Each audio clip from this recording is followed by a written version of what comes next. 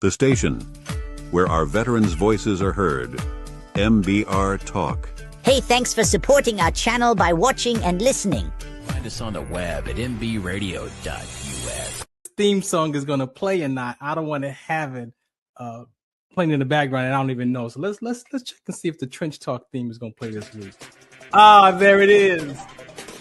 You tuned into the Farron Dozier Show on mbradio.us, Trench Talk Edition, and Live Tour Sports. Catch me here Wednesdays at 4 p.m. Pacific Time, only on mbradio.us. How'd I do? Was that a good take? That might work. All right, good evening. Welcome to the Farron Dozier Show on KCAA Radio, 106.5 FM, 1050 AM. Also streaming from the KCAA Radio.com website and mbradio.us. We gotta bless the show before we get started. Let's go.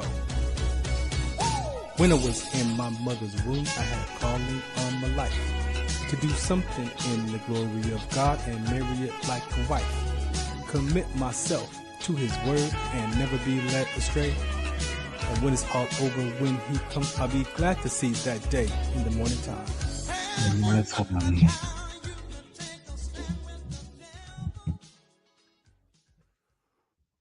All right. Welcome to another episode of the Farron Dozier Show right here on the Military Broadcast Radio Network. That's right, MBR. Wednesdays at 4 o'clock Pacific Time, 7 o'clock on the East Coast. Make sure you catch me on Tuesdays. That was last night on KCA Radio, 106.5 FM and 1050 AM in the IE, or at kcaradio.com, where the station that leaves no listener behind. Last night's episode was great. I had 7 athletes sharing their basketball chasing hoop dream experience. You know, you got to give the children a voice. They got to be heard. So it was a pleasure having the young athletes, 13-year-old, 14-year-olds, the youngest 13-year-old power forward for the crew, right? So last season, they pretty much lost a tournament. And then this tournament, this year, they went 5-0. So, you know, they were very excited of coming together. And in the city of Beaumont, what I understand is there's only one high school. So they're like the class of 2030 something. So they're all going to actually move up together into high school playing basketball. So Beaumont's got something to look out for too. And shouts out to the coach. He was also an Army veteran. And so, you know, just a good episode for that. Chasing Hoop Dreams. That's my 20-second timeout sports segment I do over there. They're both variety shows, but here I do mostly of my military conversations. So my buddy D-Rock is here. We've had a few sessions of the MC life here on the MBR platform. And so we are here to do that again. But before I get into that segment here, as you see the banner behind me, I've been asked to be a part of this grief conversation. I'm a sickle cell trait advocate. I have sickle cell trait myself, collapsed in the military, almost died. And through that suicide ideation and identity crisis and depression and anxiety, been able to come on the other side of that. And grief has been something that's been important to me. We all lose people in life. I've lost soldiers to suicide. I've lost my grandfather, my grandmother. But when I lost my dad in 2019, I think that was the biggest experience of grief that I've ever felt. And being able to, you know, go through that process the last 7 years and come on the other side of that, still here, realizing some things about myself that I had to create a new identity. You know, my dad's not here. My earthly father's not here anymore. So I had to realize after these 7 years of doing this work that I'm father. I got, you know, 3 daughters, older women. They're women now. They're not children. And I have 4 grandchildren. So guess what? I'm dad. I'm father. I'm grandpa. So now I'm adjusting my identity, you know, to having been a son with no earthly father and what that feels like. But now taking responsibility for it being my turn and moving this conversation forward in my life with my daughters and my grandchildren. So sometimes when we look at loss, mourning, and grief, the grieving piece, you know, the grieving is the emotional state. You know, I'm not saying that may not ever go away. I still grieve my dad's experiences. The mourning for me, you know, I may go like this past Father's Day. I just went and had breakfast by myself where we used to go and just sit down and have breakfast and stuff. So that was my mourning process. So you got to figure out how you're going to mourn. Sometimes I just play music. Sometimes I listen to, you know, his conversations that I have recorded and things like that. That's the mourning. That's how you go and you be with those feelings and emotions. And then the loss part, you know, sometimes you got to deal with what that loss is. And for me, that loss was ultimately, I wish I had more time with my dad. That's what I was holding on to. I was wishing I had more. He and I should be doing these talks. He and I should be doing this father-son talks. Should be doing more talk shows together. But that was what I wanted. That's not what God had planned. So either I'm going to go against God's will, or I'm going to go and accept God's will and set aside what I wanted with my father and just acknowledge that I reconciled with him. We restored our relationships. I had 8 years of my dad, and we were great. And when he transitioned, there was no resentment, no regrets.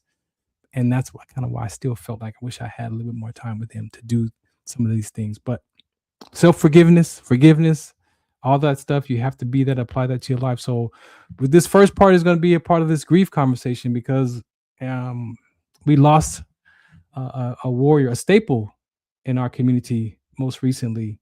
And I was asked to lead this conversation for the sickle cell community, and by Felice. So I thanked her for that. But yeah, I have some ladies here who actually went to Amy's funeral, her homegoing service, and so we want to bring them on the deck, kind of share, what they want to share from that experience. So again, and then after that, we got the MC life coming up next. D-Rock put a cast together today. There's a lot of stuff going on in this MC world, and so we're gonna talk about some protocols and some ways of being, not just what you do in the MC life, but who you get to be. Sometimes them titles and them identities, man, we carry that stuff into the MC life, and it corrupts a lot of stuff. So we're gonna get into that on the second half, right? So on the deck here, we got what's happening, Tiff. Hey, how you doing? I'm good. How are you? I can't hear you.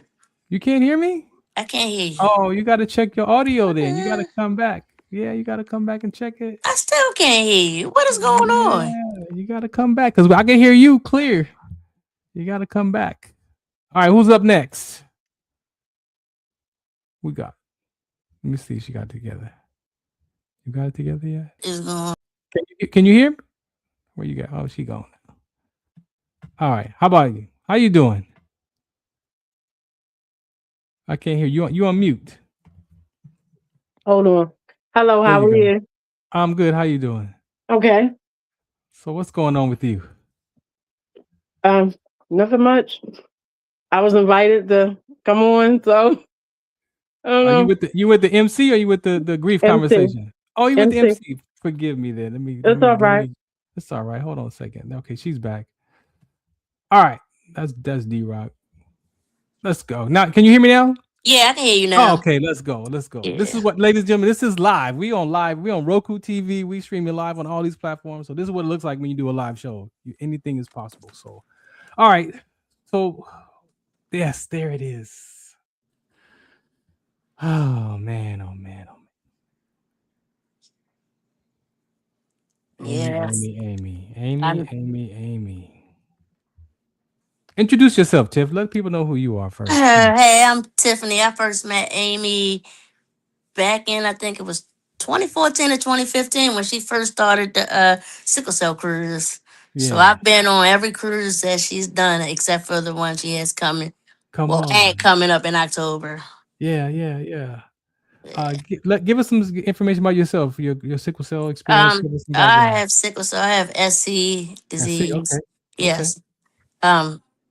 Currently, I had to stop working because of my health situations. I had to have a reverse shoulder replacement. I had to have a hysterectomy.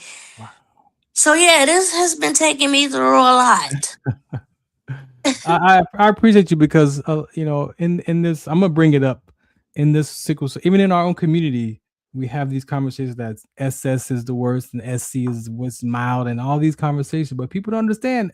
I've had friends that had SC and have SC that have had some serious health complications with the SC. Exactly. Because they don't realize that what that C trait is doing, that C trait is crystallizing when it expresses itselove, yes. Which is why the AV, the necrosis and the shoulder. Yeah, and I also have AVAX. Yeah, I have AVAX necrosis in my shoulders and in my hips. Yeah. So I want people to know that when you hear about sickle cell anemia and sickle cell disease, there are different types of sickle cell disease. SC is one of those in our community. And even though the medical books might say it's mild, you It can't ain't mild to determine that. us. Exactly. You can't determine what's mild for people, Stop, right? So boy. thank you for sharing that. So what do you want to say about Amy? Come on, give me some. And let me just tell you, my little sister was great. And my little sister was great, and she was Yeah. good at planning trips. I love Justin and the kids. Like when I first met Justin, I told her from jump. I said, I don't know if you're gonna make it because y'all arguing too much. Like, yeah, I don't know if you're gonna make it. Like, shit time enough for you, bro. Shit time enough for you. I don't know about Yeah. this. Right, But right. after a while, yeah, she was. They made it. It was good. I was so happy for her through all the loss that she had with the pregnancies and stuff. And when she Yeah. finally got pregnant with the boys, it was just like, oh my god, yes, wow. Yeah. Like I'm excited for her. Like Amy has done a lot for this community. I most definitely will say that she has done a lot. Yeah. And we And thank her she for is her work. truly missed. Yeah, she's truly missed. Like I told Justin, I said it's not gonna be the same anymore. The trip's not gonna be the same. Nothing will be the same like Yeah. it. Hey, if you did something wrong to her, she's the type that she most definitely will hit you up right then and there. Cause I've had it where as though I befriended somebody that had a problem with her, and she straight called me 1 o'clock in the morning. Sis, I don't like this girl that you got on here. You gonna have to. All right, sis, calm down. I got you. I got you. Very protective of her community. Very protective Yes, of the yes, yes, community. yes, yes, yes, Because yes. we wild out. Human beings wild out. It don't matter. Just because you got sickle cell don't mean people don't wild out. People still wild Exactly, out. There's a lot going exactly. on with our humanness, and then you add a chronic illness on top of that. So there's a lot of stuff. How And how, how it's was the just family? How was it? they're good. I've never been to a Jehovah's Witness service, but that was my first time going to one. Yeah, So yeah, and her body wasn't there because she donated her body to science. she did. Yeah. That's cool. And I hope that really helps, people to learn more about our health issues and whatnot. Yeah, Like, maybe they can do more studies on her to learn about exactly everything that we went through and yeah, everything that she's gone through.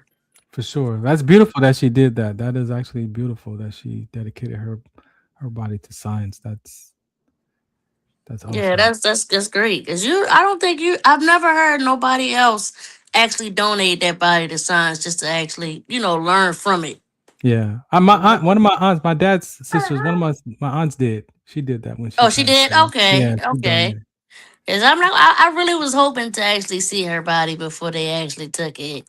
Yeah, But it was fine. Like I talked to Justin and stuff, and he basically was telling me, he was there when she passed. Like yeah. this was one of her worst crisis ever. Wow. She was having breathing problems that they couldn't control. They just couldn't control her pain anymore. Really? Yeah. Wow. Yeah. Wow. Wow. Wow. Yeah. Shouts out to Felice for putting these conversations together. I know it's needed. We, like I said, we Yeah, all because deal with I was some but level when of she grief. asked me to do it, I said, I don't do this, Lord. Come on, no, Things, we need it. We need time. it. We need it. We need it. Yeah, but I mean, I love my sis. I do miss her. When I first found out about it, it broke me. It broke me Yeah. down. I couldn't get my mind right. It saved Yeah. my life. No, when I saw it pop up, I was like, "What?" And she was just in the hospital like a few weeks Exactly. She was just in before. a hospital posting about how they was treating her and stuff like Yes, that. And then to learn that she passed, I had to actually go back and look on Facebook to be like, "Are y'all playing with me? For right, real?" right. Like I had to call her phone, like Wow. yeah, because I couldn't believe it. I just couldn't believe it. And even though I was at the service, I still couldn't believe it because it's Yeah, just like, no doubt. damn. So she missed Father's Day and she missed kids' birthdays. I just Yeah. I don't understand it. What do you want to say? What do you want people to know about sickle cell before I let you get out of here? What do you want people to know? I need them to understand sickle cell better. And everybody is not always going to the hospital just for narcotics. Like I Yeah. tell a nurse or doctor, I can go to the corner to get something way better than what y'all giving me, okay? is a lot True that. stronger. But True I just that. need them to understand and be more mindful that everyone is different. You can't, compare all of us as one. Just because we all share the same illness does not mean that we're all the same. Yeah. Everybody pain and stuff is different. So you can't, keep comparing us as, oh, well, y'all just here just to get this, that, and the other. Right. Nah, buddy, I mean, now that weed is legal, I can smoke that and, like, come on. Yeah. But But that's that conversation that even in our community we got to deal with, because if we look at even the numbers or the data, however people want to language it, really, maybe if we say 2% of the population might be drug seekers, maybe 2%. That means that 98% of our community are not seeking drugs. that's true. All right, Exactly. so even if we go there with 2%, which is probably still high, maybe 1%, but if we say 98% are not drug seekers, why does that 2% stick out so much, Tiff? That's what I want to know. Because then it's like What is that? it makes it so hard for people to actually get the medication that they need. Right. Because sometimes they'll run your blood and be like, oh, well, your blood levels are fine. So, yeah. Right. Okay, just because my blood levels are fine does not mean I'm okay. Right. It might not have reached that point to where as though my blood levels have started to change. Right. Felice, I brought you up on stage. Oh, she said, do you want to come on I'm audio, here. Felice? I'm She about to here. say she need to. She made me come up on here. She better get up on here. And she made me get on here. She off the camera though, but it's cool. Felice, what I'm, you want to say to the people? I'm in bed sitting on a heating pad. Sickle cell warriors know what that's like. Oh, Yeah. that heating pad come in handy, Yeah. don't it? Yes, it do. That heating pad spends more time in his bed than my husband. That's another episode, Felice. That's another episode. I was happy to go live at the funeral because I was told that a lot of people couldn't watch the service. I don't know what was wrong with the funeral home thing, but I was happy to go live. Someone just Oh, said, so go you ahead and had go the live live. for people to watch it? Yeah. Tiffany, Oh, cool. I haven't spoken. I don't think I've spoken to Tiffany before. We in the sickle cell communities, especially in leadership positions, we friend people in the sickle cell community and never get to meet them. Right. Right. And I Right. never met Amy in person, but I've been a sickle cell, a Facebook friend for some years now. And Yeah. when Tiffany's live feed came up at the memorial service, I was telling her your footage is better than what the funeral home had. Oh, wow. They had a very dark view. Oh, She wow. They had were a all very they were all clear way in the back. view. And Oh, then wow. you could see Amy's children and her husband and mother-in-law and father-in-law. And that meant a lot for us who really were invested in her, because Amy was such a warrior. She not only provided sickle cell warriors with surveys to complete to make extra Mhm. cash, Exactly. she Exactly. planned sickle cell cruises, and Yep. she provided interviews. Even the Today Show has an interview with her just describing what it's like to be a sickle cell warrior and the Yeah. struggle. She helped get license plates made in the state of Alabama Yes, she for did. sickle cell warriors. Yeah. And I posted a tribute on May 29th to her, and it's tagged on her Facebook page, just listing a few of the things, a few of the clips from news articles, and a few bullet points of all the contributions she made. And Yeah. when I heard that she had donated her body to science to further advance exploration into sickle cell crises and sickle cell blood systems, that blew me away. Yeah. That's somebody who knew that she had a limited time on earth and she was going to pour into this Yep. world all that she could. And I am so grateful for a person like her. And then she had an assistant, Jasmine, who has asked to speak next week, who is taking over the planning for this year's sickle Okay. cell cruise. And she Okay. felt like warriors need an opportunity to just relax, come together in fellowship, and relax and be away from hospitals and thinking about what they cannot do and focus on what they can do. What can you do? Yeah, for sure. You know, again, Felice, thank you for creating this opportunity for our community to come together, especially during these challenging times. And as I shared in the beginning of this conversation, you know, I know they say that, you know, there's all these different levels of grief. Yes, we understand that. And people are, we end up all different spectrums of the level of grief. But I want to say there's education out there. I did grief counseling. I did grief support group. I didn't want to sit in it. You can go and take some classes and learn how to manage this grief instead of just leaving it to time. You don't want to leave it to chance. You can get in front of it, take these classes, develop yourself so that we all got that in common. No one escapes. There's a death in the sickle cell community, especially, and we have multiple groups, sickle cell online support groups that share this information when someone passes. And sometimes you'll see people say, "Oh, I've had enough death. I'm signing out. I'm logging off social media for a while to get my mind together." But what we have to do is reach our hand out and grab that baton that Amy left. Yeah. And keep running this race, getting the attention out there, helping to sign people up to do more research so that we can finally reach a universal cure that doesn't cost $2 million. We're gonna have to talk about that one on another episode because we got to deal with that conversation too. I call quality of life versus the cure. Yeah, we want to thank you for giving us this opportunity. It was an existing platform. You already tapped into our warrior nation, and it was just a perfect, you're just a perfect person to ask to take on these conversations. Thank you for giving us the top part of your show, just to discuss it and to help us get to the next level. Warrior Nation out there, whether you're listening live or you're going to be listening later on, because I've circulated the YouTube link, take that baton and start running. Yeah, let's do it. Thank you, Felice, so much for your time today. Tiff, shouts out to her for coming on and streaming that conversation. So we're going to get out of here. I got another segment. I got the fellas is here and the ladies is here for this next MC conversation. So thank you.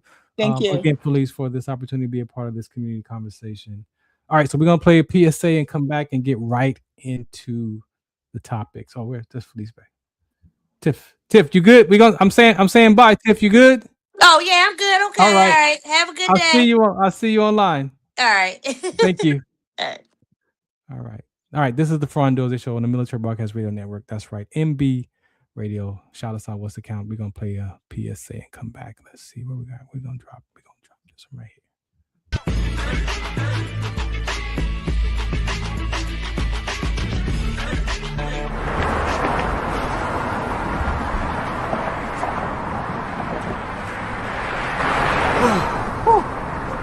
Hey, what's up, man? How you doing? I'm blessed, my brother. I'm good, man. I'm good. Hey, did you see the game last night? Oh, that was a good game. But did you see the shot? I lost money from that shot. Oh, man, that shot was cold, man. I hated it, but it was good.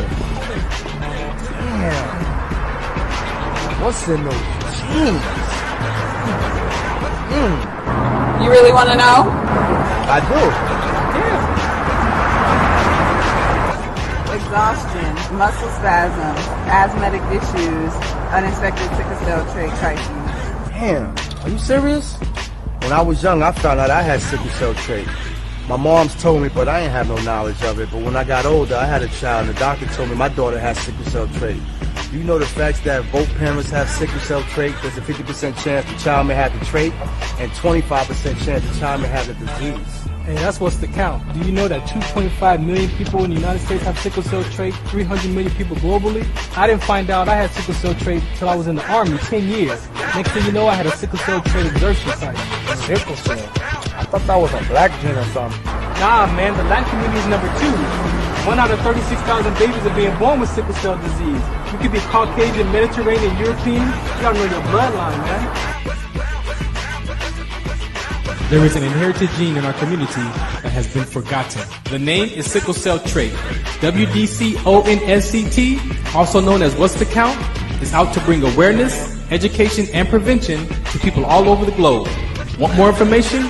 Call us now at 323-215-5384 or visit www.wdconsct.org.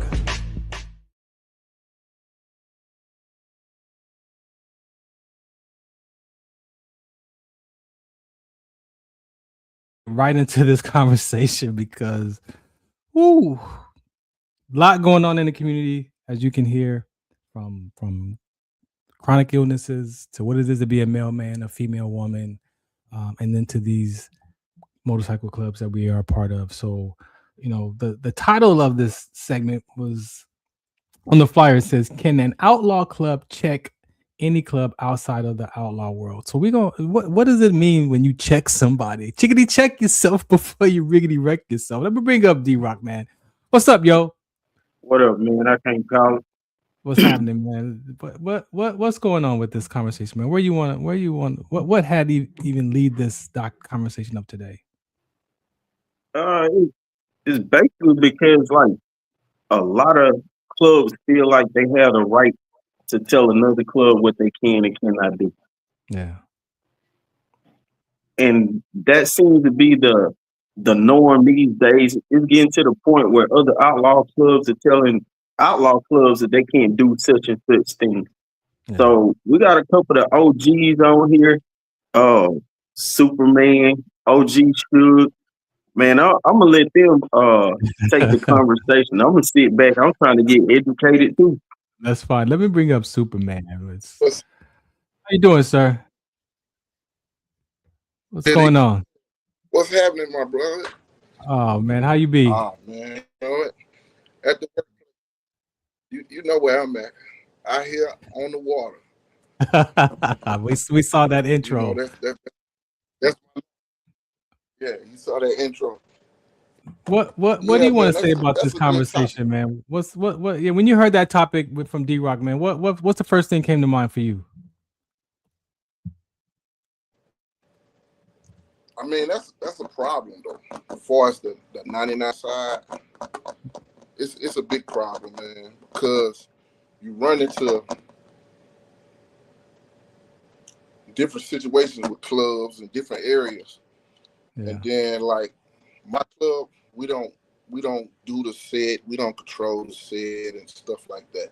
So in certain areas, certain clubs say they run this area, and the miseducation with the 99s, no diamond is bigger than the other diamond. See what I'm saying? Okay. And when it comes to the 99 world, we shouldn't even really be in their business. See what I'm saying? Yeah. Okay. That's what really the diamond's in trouble. Okay. All right. In the let me bring up another guest here. Let me see. Suge been going back and forth. Suge, how you doing? Can you hear us? Yeah, I'm here. All right, man. How you doing this evening? Just fine. About yourself? I'm doing great, sir. Thanks for hanging in there. Thanks for getting your camera situated. What do you want to, when you was invited to be here today, what's the first thing came to mind for you about this topic? This topic right here needed to be discussed because a lot of clubs don't know the politics involved as far as with being in an outlaw club. Yeah. And with Superman, he know about me. I've been he called me a politician for years, and I'm still a politician. And that's things with us, huh? That's what I come up under. That's how crazy this is. I learned stuff from him when I was in. No doubt. Thank you. Yeah. Go ahead. Well, it's just a fact. You have right now you got 99% club think they outlaw clubs, and it's certain things we got to do. Yeah, and it's got to happen. But as far as with us Diamond clubs, we all got to stick together and be as one. And myself, I feel like Diamonds hang around Diamonds. Because when we mingle in with 99, it be issues because they're not about the protocol. Right. So you got the diamond and you got the 99. What do you think that is? Do you think there's something in the background as people? I don't want to say envy or air. What do you think? What do you think that is? Is there something going on in there? It's not envy. It's not envy. It's just the fact that you have some diamond clubs or make a 99% club think they're more than what they are, and they'll have their back. Oh, okay. And everybody on here know that. Yeah. And it shouldn't be like that. But you have a lot of 99% clubs. They will go. Let's say, for instance, they'll go talk to us. They'll go talk to Chosen. They'll go talk to Outcast. They'll go talk. You know, they mingle amongst everybody, even with the wheel. They just mingle amongst everybody. Like they supposed to be like they belong over there, like they belong. Yes. Ah, there you go. So there has to be a level of respect or boundary, or what would you say that in your politics conversation? What is that space that needs to be identified? It really means that all of us need to be on the same page and say, fuck them. Yeah. That's what I say. It's two different worlds. Two different worlds. Yeah. It's two different worlds. Although, you know, we can get, you know, they are a farm club to us. All them 99, they farm clubs. Right. And we do pull from them. We do pull from them. But it's just the fact that sometimes they become more than what they are. Hey, it wouldn't be no them if it wasn't us. Okay. So there's still a level of camaraderie that can be had, but it's just a level, because respect means something different to everybody, though. You know, we use that label respect, right? But what it means to me might be different for you. Well, no respect to me. All these guys on here know me. I don't disrespect nobody unless it's necessary. Yeah. Respect is earned, not given. Ah, there we go. So that's just the way I feel about it. Okay. And anybody at one time in my outlaw life, I was not approachable. Ah. But you learn, you get knowledge. You got to be approachable. Mm-hmm. Because if you're not approachable, you cannot really get that knowledge that you need. So was that in your younger ages, or how far back does that go? Shit, probably about 10 years ago. So just 10, somebody said last week. So just about 10 years ago, you realized that you got to alter your mindset and get some knowledge in this. Well, no, 10 years ago I didn't have. My mindset was stupid. Yeah. But as I go along, you know, I'm reaching like 15 years now. Yeah. You know, it's just the fact that, you know, I'm all about teaching. Yeah. And because a lot of them don't know. Yeah. I think that's how we did the last conversation that we had. Mm-hmm. That's the difference between, see, Suge, that's the old generation. Man, the new generation. See what I'm saying? So it's right, like the 99s, they don't like to be taught anything. You can't really tell them nothing. Yeah. You know what I'm saying? So if they talk to certain clubs, that's what it is. Yeah. You know what I'm saying? So it's like they don't understand that every diamond is the same. No diamond is bigger than the other one. Yeah. Thank you for that. It's all about tradition. Can I speak on that? Listen, hold on. One thing I'm gonna say. It's all about tradition. They don't know about tradition. Yeah, tradition. There you go. There's some things that come with tradition for that MC world. All right. Thank you for that. D-Rock, what you got before I bring up? Because if you come down here in Mississippi, they got this thing what they call a major diamond and a minor diamond. Because if you come down this was the first place I ever heard of it. Yeah. All right. Diamond. Although I do not wear 1%. I wear 0%. But a diamond is a diamond. Yeah. All right, we got sir, what you got to say for us? Introduce yourself, man, to the crew. One unit Belmont Chapter Prayers Coach. I think I'm the only 99 out here on this thing. But when you speak of learning, I think I've learned something from everybody that's on this show right now. Yeah. I'm one of the fortunate guys. I feel like I'm fortunate because I got a relationship with all of the diamonds that's on here today. Mm-hmm. Like I said, I learned a lot from them. So when Suge was over this area, my club was one of the first clubs he actually gave a blessing to fly our colors. Am I right, Suge? You're exactly right. Wow. Yeah. One of the first, but the first was just us ladies, and that's the reason I ain't gonna talk and discuss that. But anyway, just us ladies, one of the first. So, So what do you want to say about that transition to 99? What do you want to speak on that part of that? Well, they absolutely right. I feel. I mean, it's a totally different lifestyle. Yeah. When you cross that bridge, you cross into a whole different. It's like going from kindergarten to college at once. You know. That's how I feel. Different world, right? Is that what you're saying? It's a different world, right? Yeah, kind of like when you go to high school and you the freshman. Yeah, like that. Yeah, and the seniors there. Yeah. But I mean, for the MC world with me, I've learned that, like Suge said, everything's earned out here. Yeah. If you give respect, you get respect. That makes sense. I mean, that's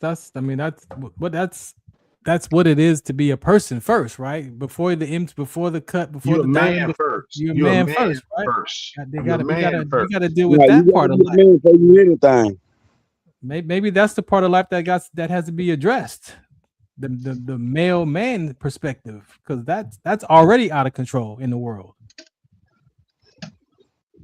But what I learned from being out here is a lot of people forget where they came from.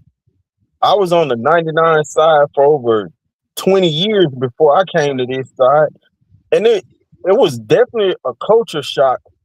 But like I learned from like the OGs from the Outlaw side. Because a lot of these young guys that are coming in these clubs, they see the respect that are given to outlaws and 1%ers, but it's because they earned it. People reflect on those patches and this and that and the other, but half the time it's not the patch, it's the person that's winning it. That patch don't make you. But look. Let's talk about what it is to be a man, and then we deal with the identity crisis. So, do you think that putting on that cut of that diamond or that 99% does that patch?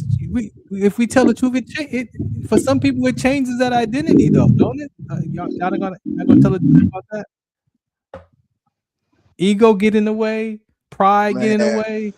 Come on, are we gonna dance on that? We just gonna dance on that or what? Well, I'm tell you something. When I first became the boss over Mobile, the person that I came behind, he kissed a lot of ass to them white clubs. And when I came around, they was wearing Port City on their back because the white boys told them that they could not put Mobile on their back. Am I lying, Superman? Oh no, that's true. That's true. Hey, look, when you was a 99, you were dumb. So I was one of them dumb 99s. Listen to but look, you know but when I came along, I said, fuck them white boys. And I had all Mobile to put Mobile on their back because that's where they was from.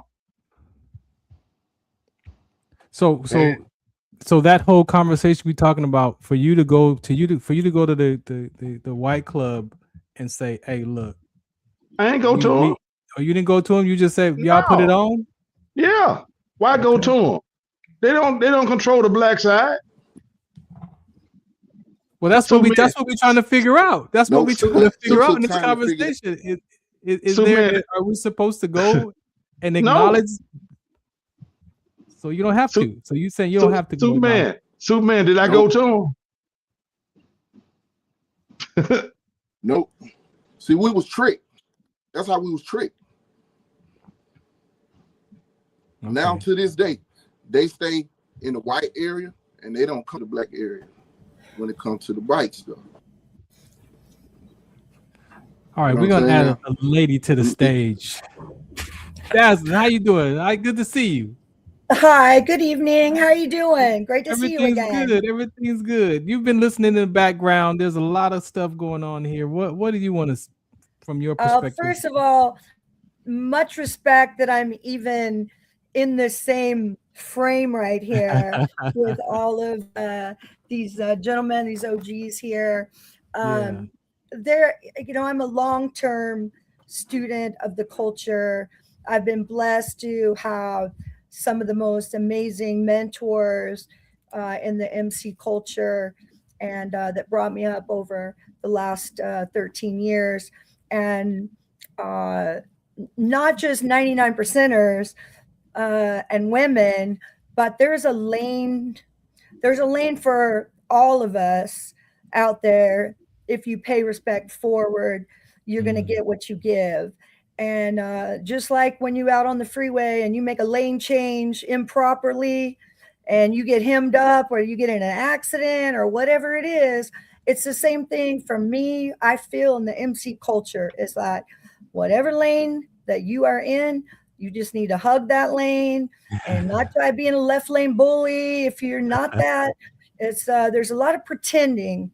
There's a lot of things that are happening out there. You know, there's levels in all fringe communities, whether it's economics, whether it's religion, whether it's the MC world. Like you were put into a cross section. Now you can try in a man's world. It's a little different for a female MC, which we are. That you just need to don't get involved in things that don't affect your lane.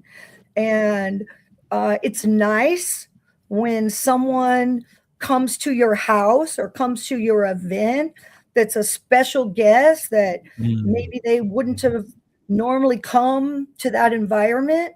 When we get invited to a Big Brothers event, we go, we pay respect, we spend a little money, and then we go home.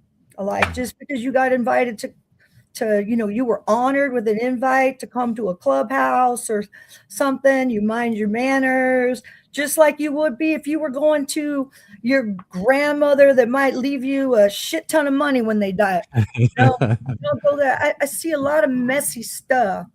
I see a lot of real messy stuff with females, like over the last couple of days, I saw a video of this female getting, thrown out on her keister out of a club because she was probably acting a fool.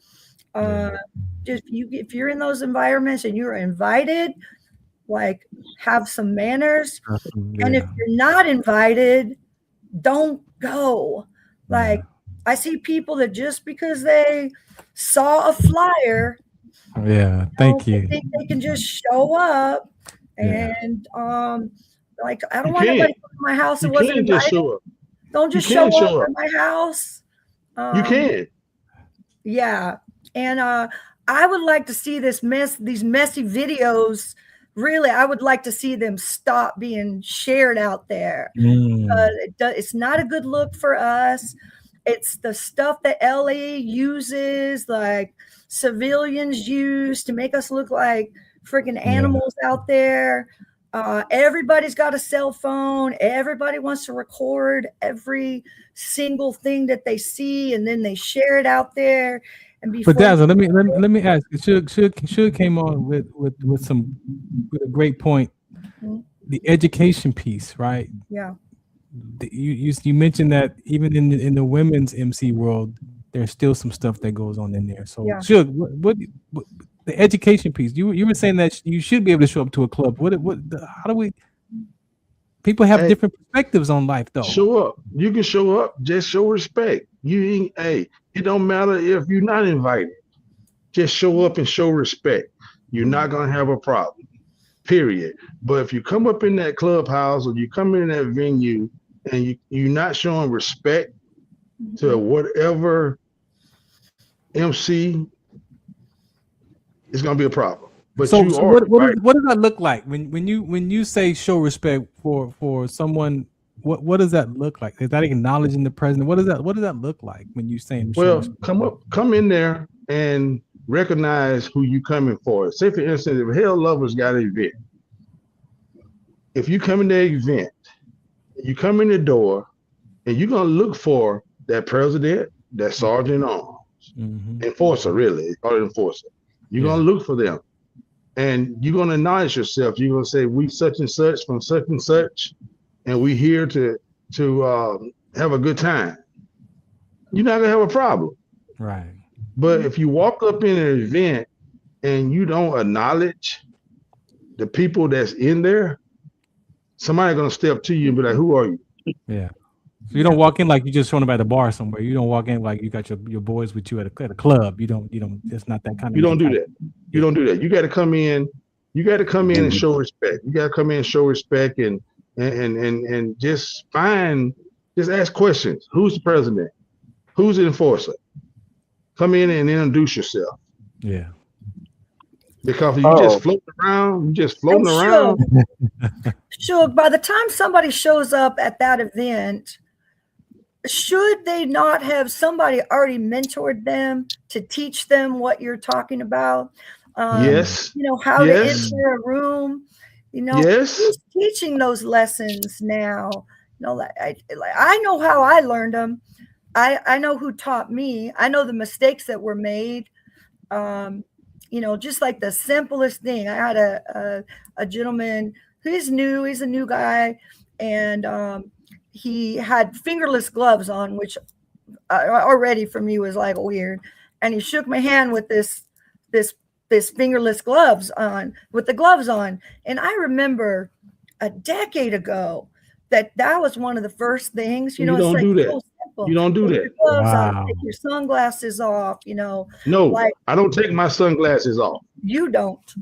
Everybody know this is me. Yes. Hey, Superman on here. Superman, how long I've been wearing these glasses that I got on? You gonna wear your shades. But that's a different lane, Suge. That's a different lane. You established that place where you have people do know you. They know who you are. But the normal 99%er that's in that environment should have learned. I just use that as an example of some basic protocol. Of course, you want to go look for the host and look for the president. Yeah. It's not as the 99 gonna take their glasses off and take their gloves off, and when they hug us or whatever, they better not touch our cuts. Better not. Yeah. Sure. So I got a question I want to pose to these OGs. Go ahead. So I know the video that Dazzling talking about, but how does that make the club look? Because they post these videos on a weekly basis. And I'll go so far to say who the club is if y'all want me to. But the thing about it is they do these here videos every week about, this person is banned, this person is this and that and the other. Like, why do you put your club on Front Street like that? Because the crazy part about it is if you got a group of people, numerous people keep coming in doing the same stuff at your clubhouse, that means that it making your club look a certain way. They feel comfortable enough to come in there to do it after they've seen you put out people before. Maybe I'm looking at it wrong. You're not. That club is not ran with discipline. From the start. From the start. That's what he's It's divided times in LA. Yeah. And it's just so cool. And see, at the end of the day, those two men that their patches on blast, and they're carrying this 90-pound female out, and she's, you know, acting like a kitty cat, a little piece of spaghetti. Like, it just sets that whole nation up for. Hey, can I tell you something? The reason that's going on. Yeah. And I don't want no disrespect with nothing. The reason that kind of stuff is going on because it be too many men or brothers in the club. All they want to do is come there and mess around with them women, and them women coming up in the club. Yeah. Want to be messed around? It's true. A lot of drama over vagina. There's no doubt about that. Like I tell the girls that are in my club, they are girls that want to ride and be around women. I tell people, if you're trying to get in a club to be around men, you're in the wrong club. We're about riding our bikes, crossing state lines, marking miles, doing. Hold on, let me get Coach. Coach, you in the corner over there, man. What you anything on your mind, bro? What you hear so far? Just got up. I'm sharp with what I say, and it's like structure. If you don't have structure, you're not gonna have anything. Nothing. So I mean, regardless, I don't know what club they talking about or whatever, but if it ain't built with structure, it ain't nothing no way. Yeah. And they're just facts. So and too many brothers in the club against each other. That jealousy shit. That was kind of the conversation we had on this previous episode, was the issues inside the club, not just outside the club, but inside the club. The issues, Suge, that you pointed to. So my only issue with the 99 is basically, they don't understand that each diamond is equal. You know what I'm saying? I've been to certain places, and they try to tell me I couldn't come in because of another diamond. See what I'm saying? Like that's my issue with the 99s. Period. They don't understand that. I got a story. You feel like you've been disrespected. So, man, I got a story to tell about that. Pretty much. My own club, Hell's Lovers. All right. We had a hang night one night, Wheels of Soul up in there. All right. The next hang night, Outkast up in there. So they come to me, and I'm cool with Wheels all the way around. So they come to me and they said, "Sure, Wheels not invited tonight. Outkast up in here." You know what I did? It was raining. I got on my iron and I left and hung out with that Wheel by myself. That's respect, man.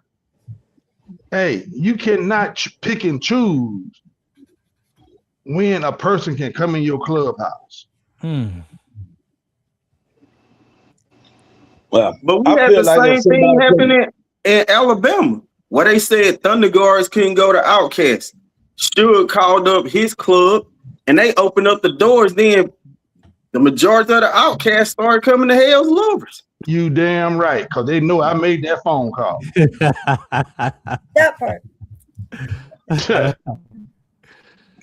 But that's what I'm talking about. People focus on the patch versus the person. I feel like if a person come out to support you, it doesn't matter who they are. If they came to support you, it's just like you said, you don't go to your auntie house or uncle house, they're gonna leave you a lot of money and get disrespectful. You in somebody else's house. So they friends might not be your friend, they enemy might not be your enemy. But if you at a place and you gonna be there, it goes right back to respect. Respect the people. I was all the way down in Panama City, Florida, when I got that phone call about they said Thunderguard was not invited in Outkast Clubhouse. I made a phone call to the state boss of Outkast. And hey, D-Rock, what they do, D-Rock? Well, I know Hell's Lovers came and opened their clubhouse. They was trying to figure out why we wasn't invited. But then the next day, they was talking about, well, y'all can come. My thing is, what changed overnight? A phone call. A phone call. Here's my question to you, D-Rock. I didn't go. So here's my point. Here's my point. So Suge makes a phone call, right? There's a situation happening. A call is made for you to go, and now you can go, and now you have an attitude because now all of a sudden what changed? Well, maybe the phone call changed. So why not continue to go move forward with that? Because my thing is, I don't live off another man's reputation. That's what changed. Yeah, exactly. Because at the end of the day, I done carved my own trenches in these here streets. And at the end of the day, they was focused on the patch. They didn't have, it was me and Chosen. They didn't have no problem with D-Rock, and they didn't have no problem with Chosen. They said Thundeguards is not invited. And then the next day, it was okay for us to come to their event. So the brothers that went, I applaud them. Like, my mental just don't work like that, because just because the venue changed doesn't mean your mindset changed. Wow. But look, when y'all went to Hell Lovers Clubhouse, who came to Hell Lovers Clubhouse? Outcast. They better, man. So we Suge, you came on, Superman, you came on. Pretty much, Coach, you talk about the same thing. Structure, education. At what point does this get implemented? Is it individual club's responsibility? Who creates this conversation and pushes it down? You in the military, D-Rock, no, in the military, it don't matter what company you go to, the rules apply across the board. I'm military too. Sure. So you know that. Does that mindset not fit this conversation? Or does just that like hold on. Just like Coach just said, structure. But who's responsible for implementing the structure? We are. Yeah. We are diamond wearers. So But when you get to a state like California that's so big, like clubs pop up in like wildfire. Like they'll talk to one club and the club to say, okay. But then when you get to like a smaller, people think Vegas is big, but Vegas is not big. Like it's really not big. Like it's only a couple clubs out there that say who can come and who can't come. But when you're dealing with a state like California, you can have a new club every weekend. Probably wouldn't even bump into them like for like 3 or 4 years. Like, how long y'all been around? Then you look, oh, they've been founded like 3 or 4 years just because they got the blessing from somebody else. And a lot of people get the blessings because they cool with somebody. And the crazy part about it is a lot of people don't even research I don't think you should just let a club come in because you cool with 1 or 2 members. You need to know that whole club, because at the end of the day, that may come back to bite you. Because my thing is, no diamond wants to see a club that they blessed in have to go to war or have to vouch for that club or be on the front line because somebody's trying to punk a club that they say you can do it now. A lot of this here conflict, not only with excuse my language, the D and P, but it comes from like respect. Another diamond ain't gonna be like, oh, your club, we're gonna shut your club down because they big brother gonna step in. Who you gonna tell? My club, they can't be out here. Right. Hey, I got a story. Last year, Coach last year. Coach, he didn't show up for his count. Tell that story, Coach. Well, on the set here, we got a president of the set, and they said have count one day. So I wanted to go and do the count, but now you throwed it on me 2 days prior. I'm like, well, hold on. The guys in my club, they work. They found me and they work also. I said, so we traveling right at 100 miles to come here.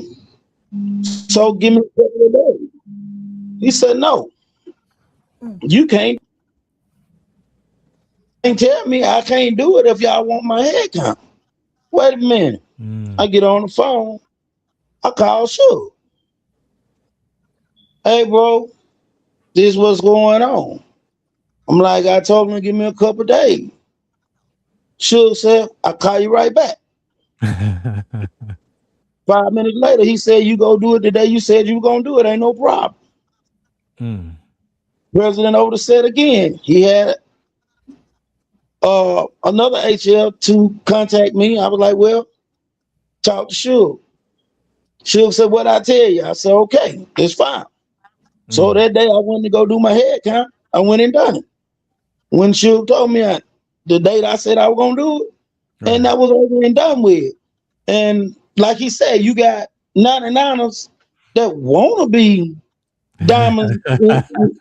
You can't play big brother to somebody and you my equal.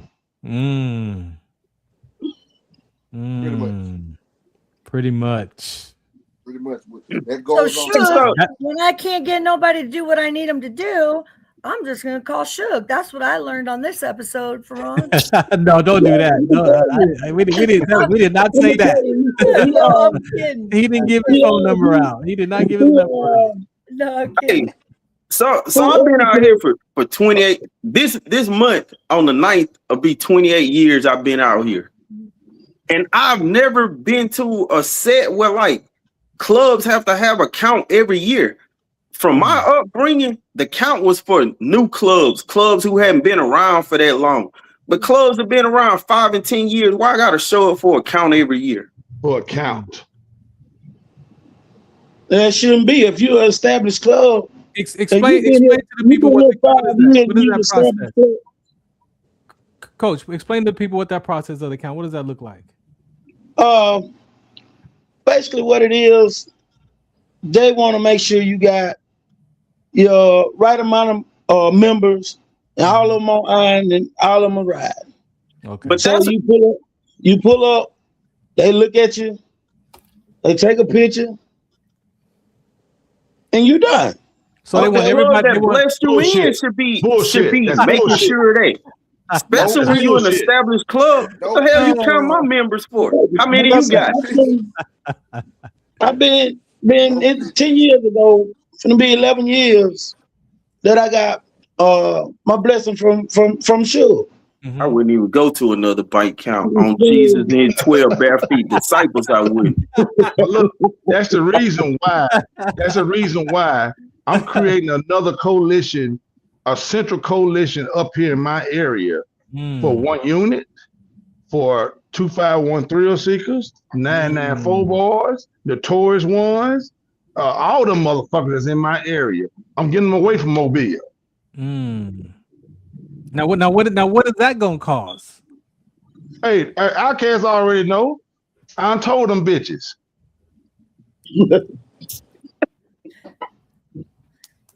Structure. So I'm walking away today's episode. Definitely some structure. You said education. It's got to be taken in consideration. Education. Well, I'm glad that you're here, that you're making them show up on motorcycles, because I can tell you I was invited to a ride with a large group, and they told us when you get there, there's going to be plenty of parking. We're going to have a whole big section for you motorcycles to pull up in. And there's a big clubhouse in Southern California. And when we got there, there was so many cars and vehicles, there wasn't even any place for motorcycles to park. I'm sure that hurts people's feelings, but that's my kind of event. Hey, y'all excuse my language sometimes, but I just get irritated with a lot of stuff that go on down this way. And Superman know that. Superman know that. His face shows it. His face shows it. You know what's crazy about this way though? This is the crazy part about it. Everybody on here is family. Yeah. See what I'm saying? Yeah. You know what I'm saying? Everybody that's crossed everybody's path, like family. Everybody that learned something from each individual. See what I'm saying? It don't matter the patch or whatever. See what I'm saying? Like, I have a bar. Hell lovers have used my bar to do their bike nights. Have I charged y'all anything, Suge? Nothing. Nothing. Nothing. Now you got 2 different diamonds. If they need to have a bike night, they say, hey, bro, we're going to have a bike night at your bar. Yeah. See what I'm saying? That's the beauty of it. But you got certain, I even tell the 99s that. I've told. Hey, you open it up for me. You open it up for me. And look, the bad thing about that, and the bad thing about that, the president of the Hell Lovers in Mobile would not even ask Superman that question. Who asked that question, Superman? Hell Lover did. Yeah, okay. So what? I'm gonna go around the deck before we get out of here. D-Rock, you've helped me put these conversations together, and I appreciate to be involved in this discussion. I'm a part of Disabled Veterans and MC, and we got a lot of work to do because it's nothing like what you gentlemen and ladies are talking about in your club. So D-Rock, what do you want to say to the people listening for this structure, education? What do you see that's missing? Not right or wrong, good or bad, but what do you see that's missing in these conversations from your perspective? What I see missing is lack of education. Like we have a lot of these here up and coming clubs. Like I said, a lot of them go to people who they know, and these people let them come on the motorcycle set without doing research. Like Coach said, all of this here stuff start with structure. Like a house ain't no good without a good foundation. And my thing is, a lot of these here diamond holders on here, like, can throw their weight around, but what does that prove? I've never been a bully, man. I really despise like bullying. I'll leave just to avoid confrontation. But my thing is, at the end of the day, we got this here culture that started from the camaraderie that was built in the military from the First World War. And people forget the foundation. Why was this founded? Why was this started? And we got black outlaw clubs, outlaw motorcycle gangs, whatever you want to call it. We going up against each other. And excuse my language, I'm not a racist person, but the white man told us we couldn't do it. Now we up here telling each other we can't do it. But for what? I remember when we couldn't even get Harleys. Now we ride more Harleys than they do. And the crazy part about it is people don't study the knowledge of where these clubs come from. Every club that I came in contact with, if I mess with a member of that club, especially if you're a diamond club, I want to know the history of your club. Because sometimes, like, our history may have crossed paths, and if it happened to cross paths, because they say history repeat itself, I want to know why we doing it. Hey, D-Rock. Yes, sir. I don't like that territorial shit. This is my territory. Man, I don't like that. Well, that's the conversation that kind of brought us here, is about checking folks. Well, I piss and shit wherever I please. There you go. And what I do? Hey, all right. Piss and shit right beside me. Let me go around the deck. Let me go around the deck. Coach, what you got, man? You gave us structure. What's missing? Not right or wrong, good or bad, but what do you see in the framework of the structure? Can you point to a topic? When your structure, the best topic was already mentioned, and that's knowledge. Because if you don't have knowledge, and like D-Rock said, history that you can go off of to build on, then you are never gonna have a structure anyway. So knowledge is the key. Knowledge. I appreciate that, man. Thank you. I'm about to say this right here. It's a lot of clubs, diamond clubs, are going off of shit that happened 20 and 30 years ago. And we were not even involved in that shit. You inherit some conversations. You inherited some stuff that you got nothing to do with. We involved in that shit. And the crazy part about it, Chosen Few been around damn near longer than any other black outlaw club I know of. Yep. That sounds like life. That sounds like a part of life where we just inherit some conversation and you just Pretty a part of much. it just because. That is correct. Talking about I can't hang around this club because hey, kind of like the goddamn what's their name? The Phantoms. The Phantoms. We had an issue with the Phantoms way back in the goddamn 80s, early 80s. Them motherfuckers probably dead now. But the name carries, huh? The name carries. The stories. So, Superman, man, you on vacation somewhere, man. Give me what's missing from your perspective, man. What's your perception? What's missing? Not right or wrong, good or bad. What's that key thing that's for you missing, man? Man, I ain't on vacation. Don't be showing me no ocean I ain't either. On vacation, Don't be showing me no ocean. So check it. It's more like that's a Pascagoula River. Information and education, because I look at it like this. If my club is good with this club in this place, they good with them everywhere. You see what I'm saying? That's a big problem. You know what I'm saying? A lot of stuff get fixed, and when it's fixed, when you go to another area, it's like this area is different. You know what I'm saying? Once it ain't no beef, it ain't no beef. Yeah. You see what I'm saying? So across the board, it should be clear across the board. Brotherhood. There you go. The brother. That's what I was thinking about earlier. That military stuff is that brotherhood, right? That brother sisterhood. Brotherhood and tradition. Where is that at? Shit. All right, Dazzlin. Before you beef. No more beef. I like my beef well done.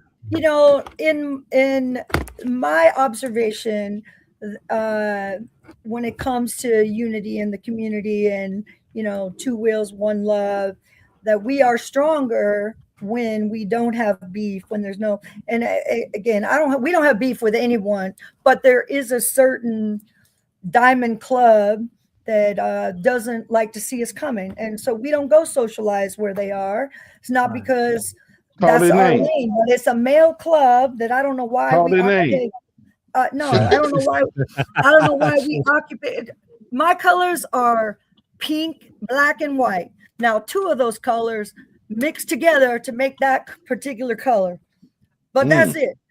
And I had one of those gentlemen call me and say, "Who gave you permission to be in this state?" And I was like, nothing I say right now is going to be good. He said, exactly. Roll up. I said, we will roll out, but we're not rolling up. He said, who gave you permission? And I said, well, you're not going to like my answer, but I'm going to say it's the founding fathers on that mountain. It's Sturgis, South Dakota. They gave me the right to ride wherever I want in whatever state I want.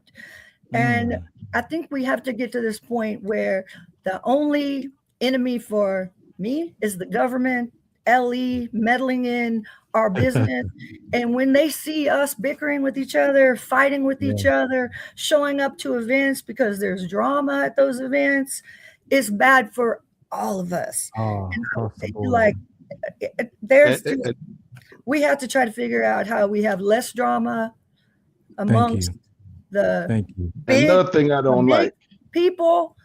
And it's exhausting, I'm sure, for some of you that have been teaching for 20, 30 years, but the younger ones are causing a lot of havoc out there because there's a lot of stuff that is just unmanaged. And I would another thing I don't like.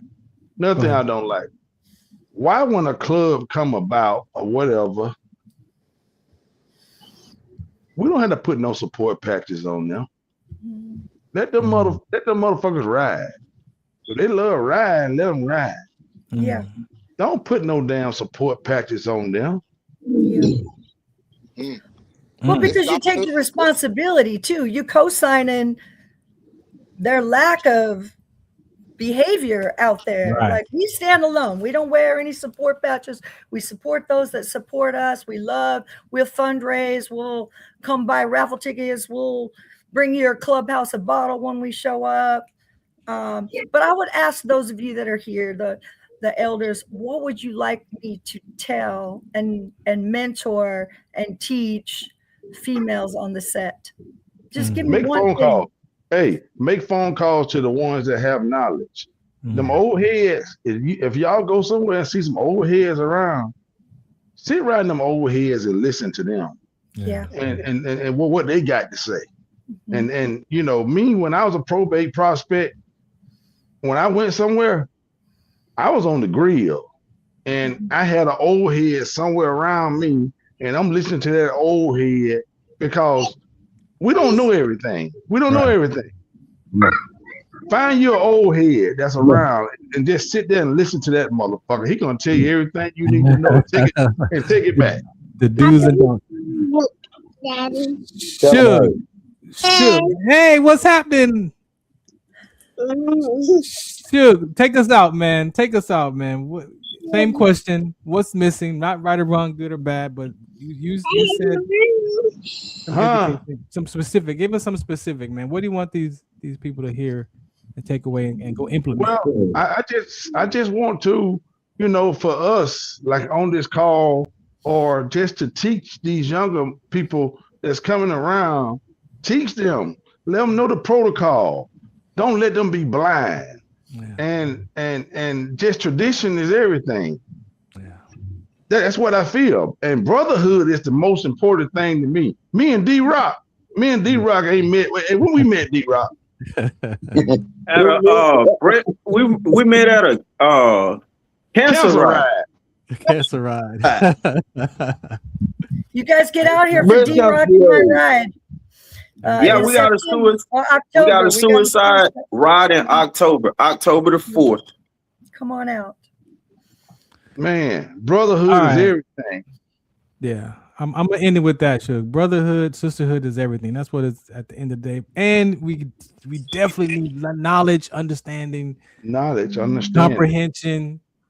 Get your self-revelation, and then apply that wisdom to your life and to other people. So I appreciate you all for hanging out today with me on Military Broadcast Radio Network. We got a lot of military personnel out here that ride as well. They're in club. So again, thank you for your time today. I appreciate you all for listening in. Shouts out to my sickle cell community. We are standing together, and especially in this conversations of loss and grief and mourning. So for those of you want to be a guest, hit me up at Farron Dozier on all streaming platforms, all social media platforms. You can find yourself up here in a conversation with us. All right. I appreciate y'all for tuning in. Thank you so much. Much respect. All right. Thank you all. Hey, thanks for the invite. No doubt. Thanks, D-Rock. Thanks for the invite. All right, D-Rock. Hi, I'm Beaker with Military Broadcast Radio TV. We're your virtual MWR, bringing veterans radio, podcasts, gaming, animation, 3D printing, and a community that never leaves you behind. Download our Roku or mobile app today. Wisdom to share if you listen this week, so pull up a chair and stay for a spell. We're heading down a trail where good stories dwell.